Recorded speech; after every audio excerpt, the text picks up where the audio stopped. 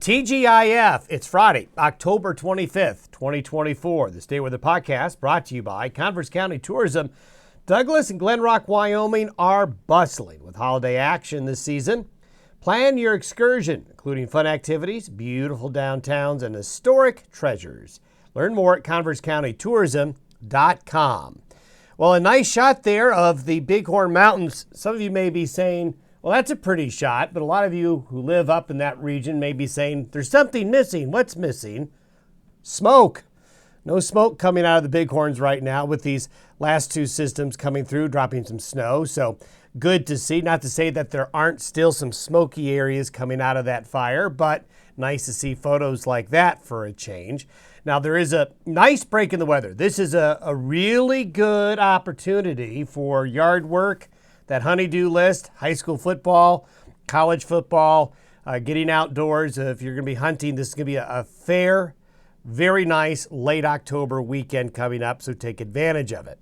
Our confidence is very high of a stronger storm system coming in early next week.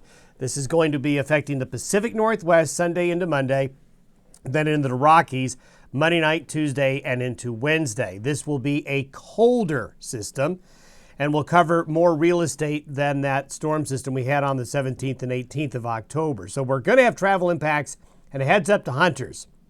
Hunters in the mountains of the interior west, you're going to get snowed on, and this will be a bigger snow event in the mountains than that 17th, 18th October storm. This one a little more of a punch of cold coming in with it. So keep that in mind. And it's going to be a very active pattern. So this system arriving late Monday and the Tuesday and Wednesday will be followed up by another one Thursday night, Friday. There may be another one 2 or 3 days behind that one. So the western United States weather is going to hit the longest phase of activity we've seen in weeks. So be prepared, take advantage of the good weather. Had some incredible sunrise photos come in yesterday morning from the region, especially western Nebraska, eastern areas of Wyoming.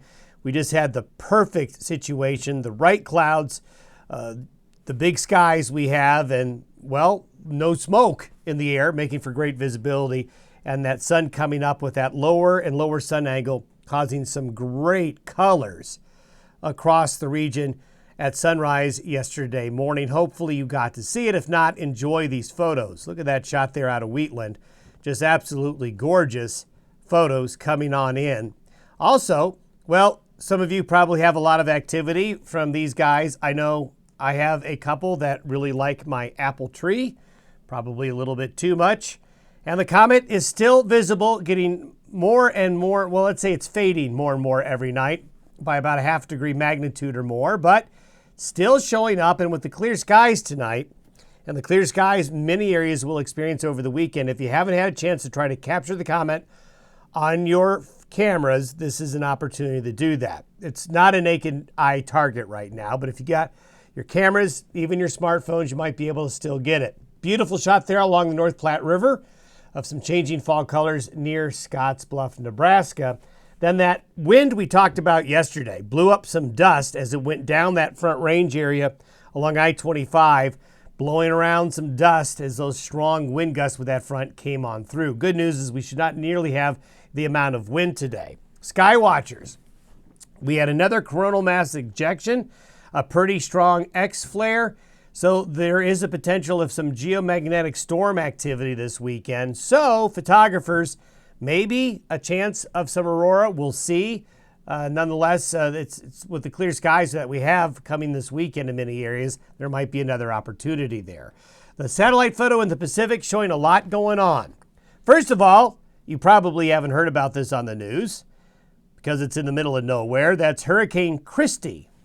And Hurricane Christie is going to be just wandering around the eastern Pacific, but we may actually, as I'll show you in a minute, might have some moisture left over from Christie getting drawn into the western United States as it dissipates and heads north. But we have this little low right here. You see that little swirl? That'll get entrained into the main low that's up here. Here's the weather maker for next week, a Gulf of Alaska low.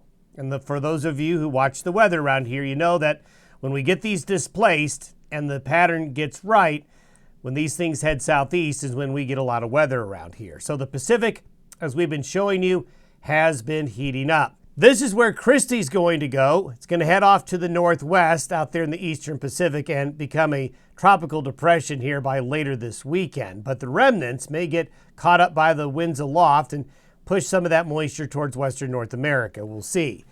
This is the configuration by Sunday morning. High pressure building in behind this low, so that's going to make the low move. The high pressure over the southwestern United States and Mexico will bring in the very mild air today, tomorrow, and Sunday into the region. And a lot of the U.S. enjoying some nice late October weather this upcoming weekend, really across most of the U.S. except the Pacific Northwest here. That's going to be wet. Then as we take a look at temperatures, very warm. These are the temperature anomalies by noon Saturday and by noon Sunday. You start to see it getting a little bit colder here along the coast, but it's going to be a warm weekend. This is the precipitation forecast with the front through Sunday.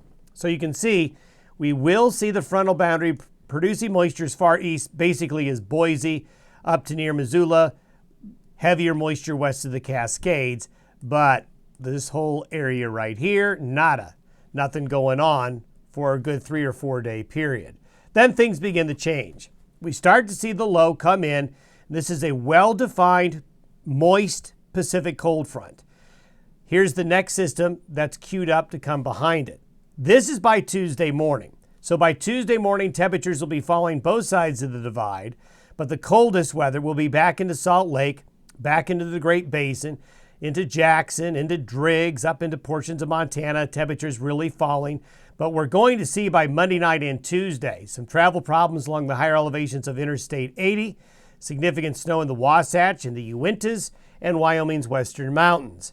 By Tuesday night into Wednesday, the system is going to work its way further east, pushing the colder air along and west of the divide. So this is by noon Tuesday. The colder air spills over. The colder air won't quite be in the North Park, Colorado yet, as the cold air will go around it, at least initially. But by Tuesday, it's going to be feeling much colder, while the contrast is remarkable out of here on the plains between the warmth to the east and the colder weather coming in from the west. These are the temperature anomalies by Wednesday. So by Wednesday, the cold almost gets to Lincoln and Omaha and starts to maybe have a blue norther beginning to form in the panhandles as that colder air heads south. So this will be a bit of a shock to the system after the warm weekend weather. Again, as we told you yesterday, do not fall in love with these maps in terms of where the precipitation generally shows amounts. We just want to kind of get an idea of where the precipitation is likely going to be.